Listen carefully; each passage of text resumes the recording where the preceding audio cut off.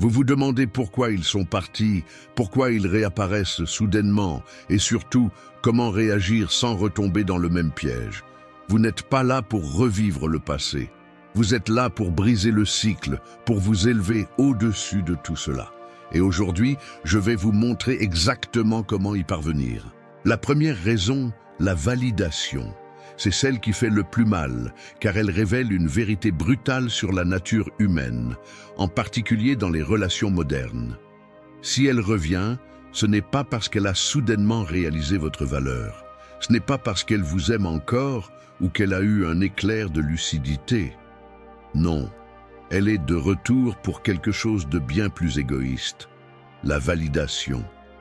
Son ego est en manque, et vous étiez autrefois celui qui le nourrissait. Quand vous étiez là, elle se sentait admirée, désirée, en contrôle. Mais maintenant que vous êtes parti, elle prend conscience du vide que cela a laissé. Mais ne confondez pas cela avec de l'amour. Ce n'est pas une question d'affection, de connexion ou de reconstruction. C'est simplement un besoin désespéré de se rassurer, de confirmer qu'elle compte encore. Les relations modernes sont gangrenées par cette quête incessante de validation, alimentée par les réseaux sociaux, l'attention superficielle et l'illusion que la valeur personnelle dépend du regard des autres. Elle pensait pouvoir remplacer ce que vous lui apportiez avec des likes, des commentaires et l'attention éphémère d'autres hommes.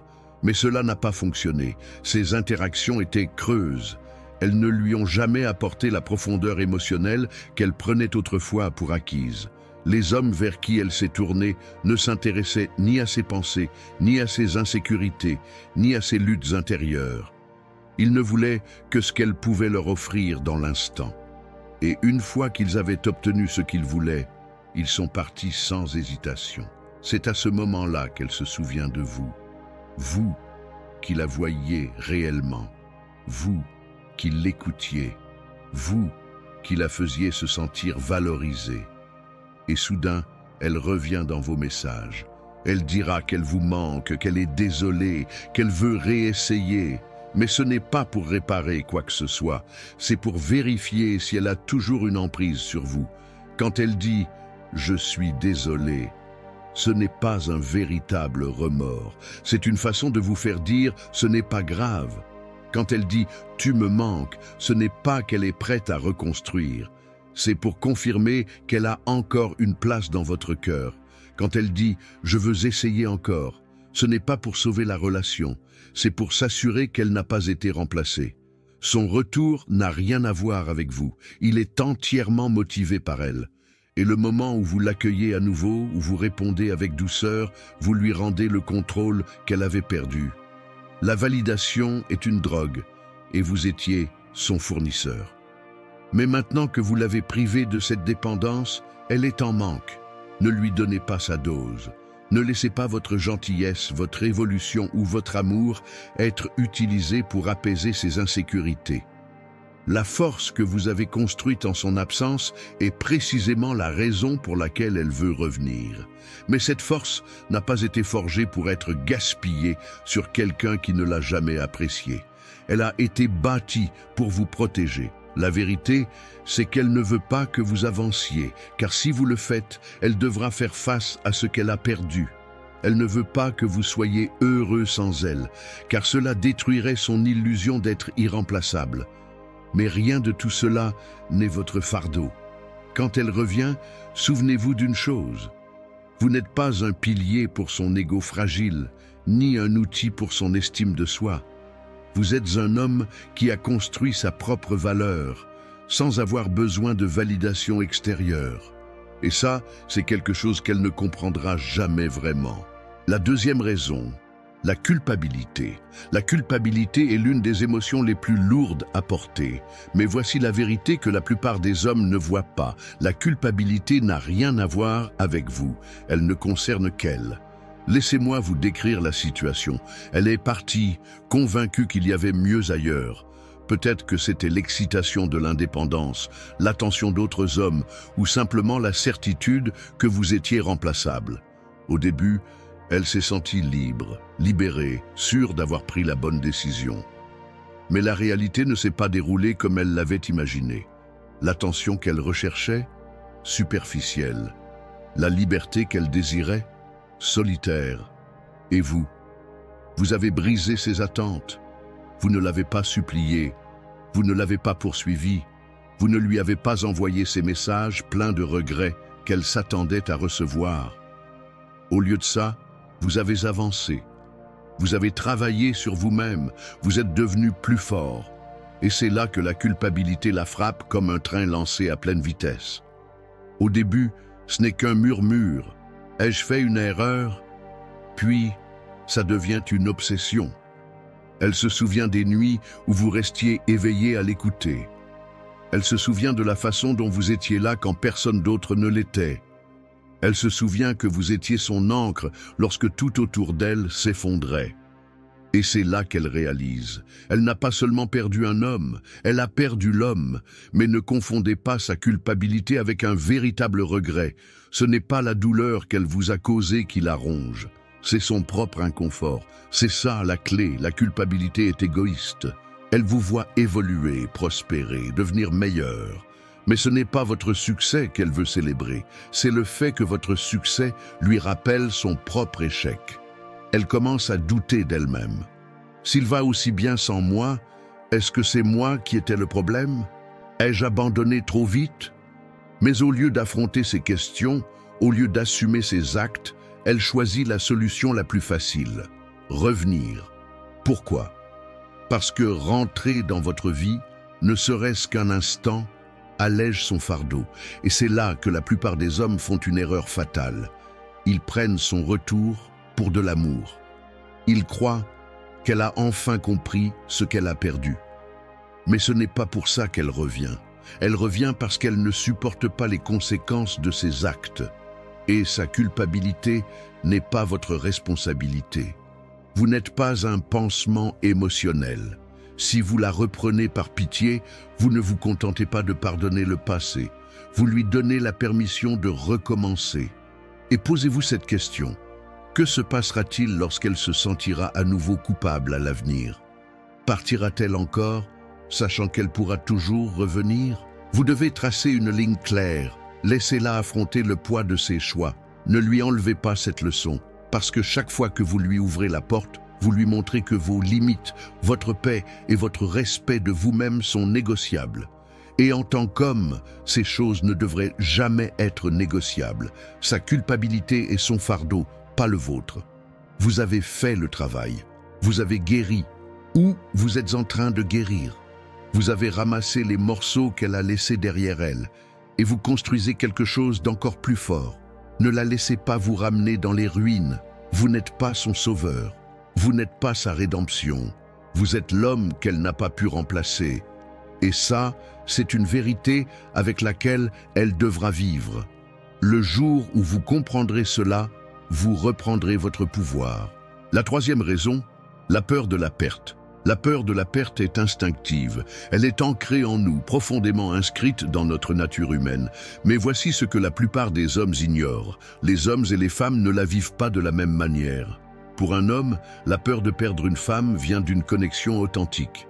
Lorsqu'un homme redoute de perdre une femme, c'est parce qu'il la considère comme une partenaire, quelqu'un en qui il a investi émotionnellement, mentalement et physiquement. Mais pour une femme, la peur de la perte est souvent une question de contrôle. Ce n'est pas vous qu'elle craint de perdre, c'est ce que vous représentiez dans sa vie. Et cette distinction change tout. Elle pensait gagner, jusqu'à ce qu'elle réalise ce qu'elle avait perdu. Lorsqu'elle est partie, elle n'a pas cru qu'elle vous perdait. Elle a cru qu'elle gagnait. Elle pensait gagner en liberté, en option, peut-être même en trouvant mieux. Elle était persuadée que l'herbe était plus verte ailleurs. Mais elle a oublié une chose essentielle. L'herbe est verte là où on l'arrose. Alors elle vous a quitté, convaincue qu'elle trouverait quelqu'un de mieux. Quelqu'un qui lui offrirait le même amour, le même engagement, les mêmes sacrifices, sans qu'elle ait besoin de donner en retour. Et pendant un temps, elle a cru avoir fait le bon choix, jusqu'à ce que la réalité la frappe. Elle s'est rendue compte que le monde n'était pas aussi indulgent que vous l'aviez été. Les autres hommes ne s'intéressent pas à ses rêves, comme vous le faisiez. Ils n'écoutent pas, ne soutiennent pas et ne se sacrifient pas comme vous. Ils ne la voient pas comme vous la voyez. Et soudain, elle vous voit différemment. Elle vous voit avancer. Elle vous voit évoluer. Elle voit la confiance que vous dégagez désormais. Et cela lui fait peur. Mais pas parce qu'elle veut faire partie de votre chemin, parce qu'elle n'a plus le contrôle de l'histoire. Qu'est-ce qui l'effraie le plus? Quand vous étiez ensemble, elle avait le pouvoir. Elle savait que vous étiez prêt à vous battre pour elle, à tout faire pour la rendre heureuse. Mais maintenant, elle n'est plus qu'une spectatrice de votre vie. Et c'est ça qui l'effraie le plus. Parce que sa peur de vous perdre n'a rien à voir avec l'amour ou le regret. C'est une question de contrôle. C'est réaliser qu'elle n'a plus de place dans votre monde. Et c'est cette peur qui la pousse à revenir. Pas un changement réel, pas du remords, mais simplement l'envie de récupérer le pouvoir qu'elle a perdu.